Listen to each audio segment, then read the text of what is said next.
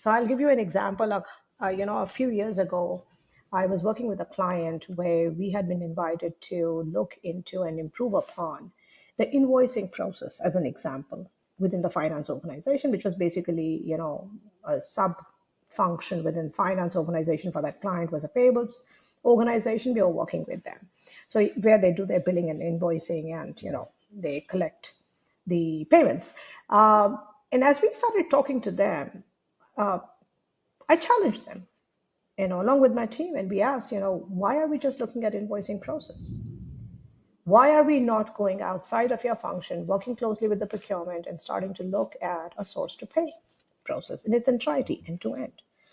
And, after some discussions, they actually realized that definitely the opportunity for improvement was much higher if they were to go an end to end view of that particular process from an enterprise perspective. So we started looking at something called source to pay, which is basically sourcing of the material all the way to, you're processing it, you're selling it, and then collecting it from the customer.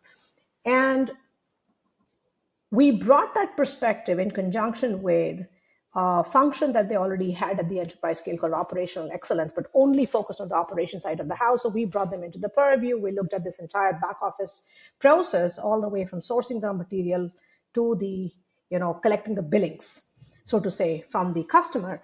And the amount of efficiencies that we were able to drive by just that cross-functional view of the process was phenomenal. And I was shocked. The number of inefficiencies was driven by the lack of accountability and the lack of clarity in roles and responsibilities in the handoffs across functions.